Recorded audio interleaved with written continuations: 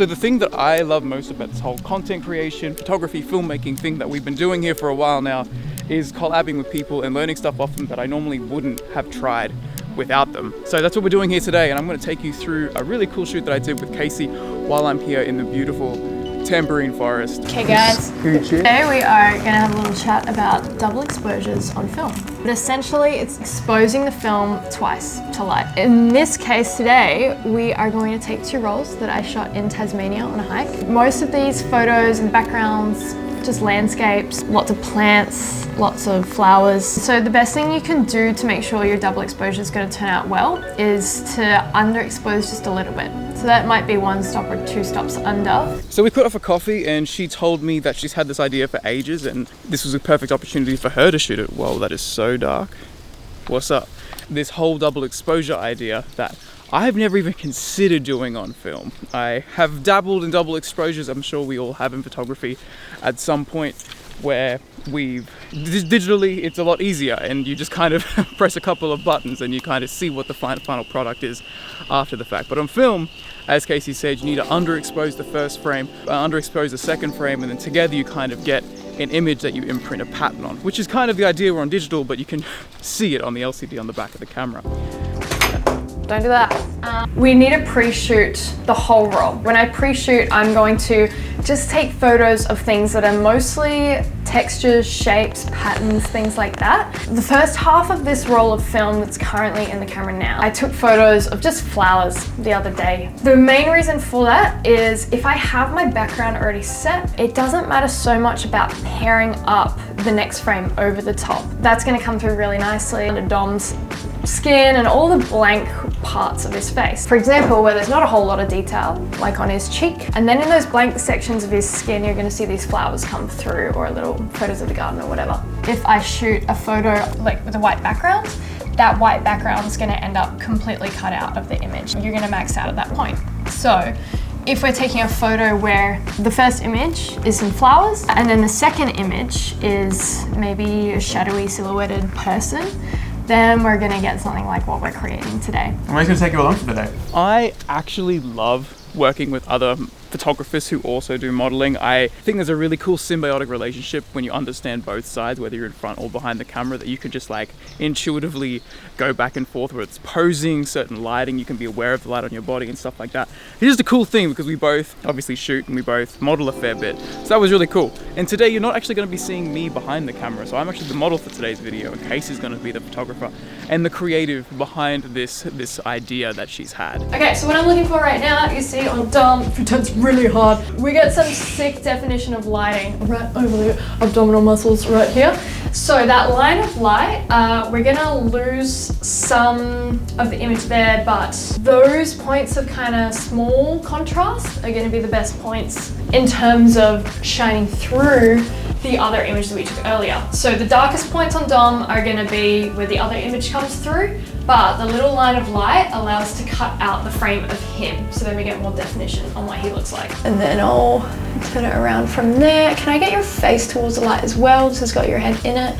Yeah, cool, that's a nice frame. Another good thing to think about is having really clear silhouettes and shapes, so things like the outline of Dom's nose are really easy things to make out. If something doesn't come through the image, it's most likely going to be where there's too many patterns and things to look at that are crossing over and intersecting. 1, 2, 3. Just lifting that chin by a centimeter or so. Yeah, nice. 1, 2, 3. Don't forget to whine. I'm a professional. I also should mark on all of these where I'm at in the process. This little square here is where the image is. So if I were to pull my film out, I'll put it in the one side, I'll wind it over the face. And what I should do is get a little Sharpie and draw a little line when I'm in that box.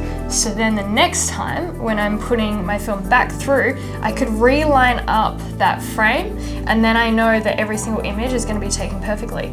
You'll notice that there isn't any marks on this, even though this is the stuff I shot in Tasmania, which means I don't know where the frame lines are, which means some of these photos are going to come out completely weird.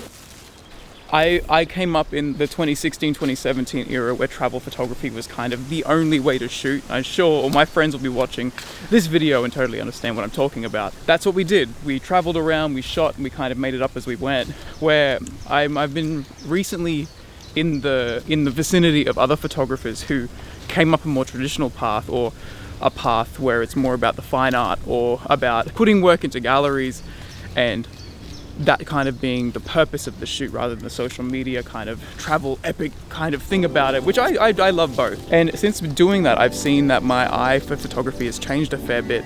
This is a great example of a new world I hadn't really taken into consideration before. Cool, and then this is gonna be mostly side on stuff. So this is, yeah, that stop right there.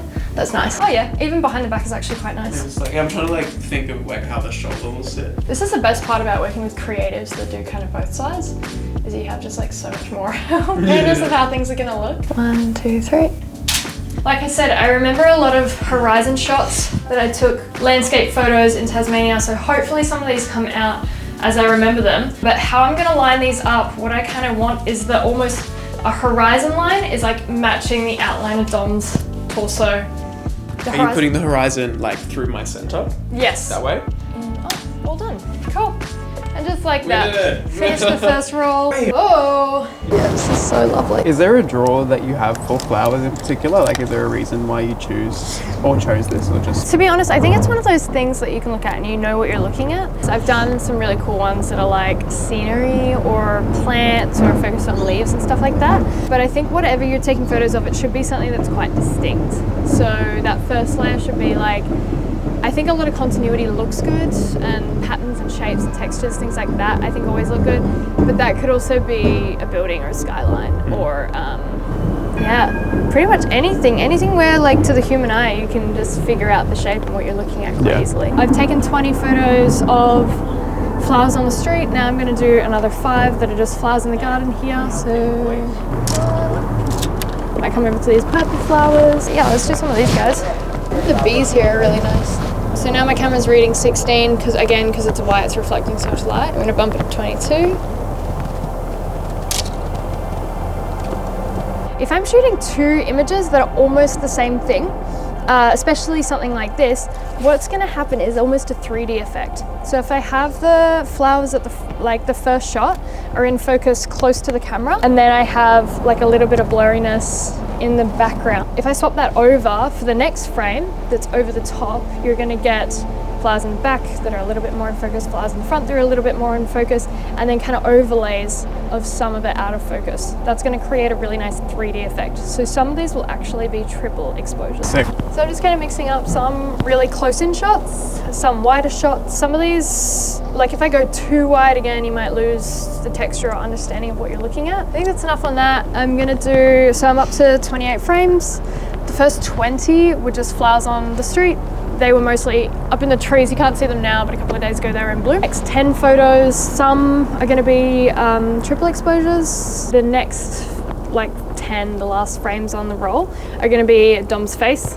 Okay, so I'm just going to write double X on this canister to remember that I've shot this one right here, and that one is now got the 2 exposures.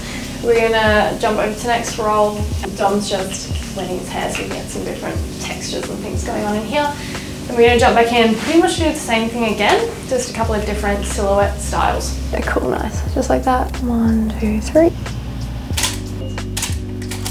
Yeah, so just like that, I reckon. Holding that frame there. Oh, that light's catching a little bit better. We are just putting in a backlight, hopefully illuminating the sides a little bit more. Dom's hair is out, we're going to do some movement. We're just going to try to create some different frames. Oh, that's so cool. Cool. I'm just gonna readjust. 1, 2, 3.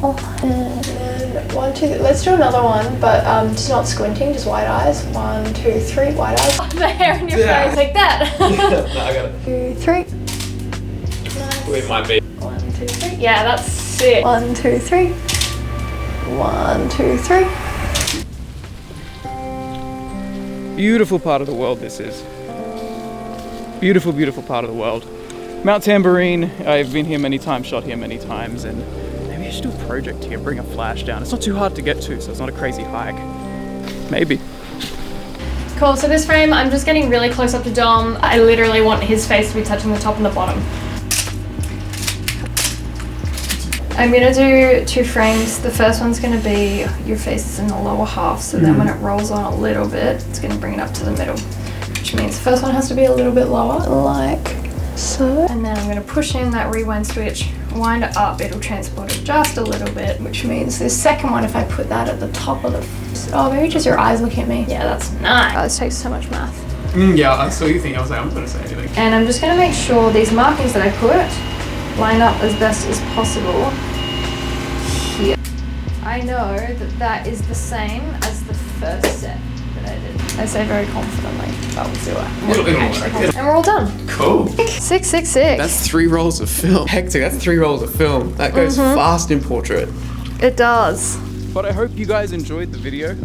Hope you learn a bit from Casey. She's an amazing artist. I'll link her stuff all in the comments, descriptions, and all over the place because she's an amazing artist in her own right. She's got a great eye, an amazing person, just a really cool person to hang out with. We chatted, we could have probably chatted for hours more after we wrapped the shoot, but yeah, I really appreciate her coming through and like creating that with me and wanting to make a piece that was taking film that she shot in Tasmania, which is actually like a big deal, and using it on this project. I'm very honored to be able to have been the subject of this project for her. But I hope you learned something from her. Follow her on all the social media things, and I'm gonna get out of this forest before it gets dark, so I'll see you guys in the next one.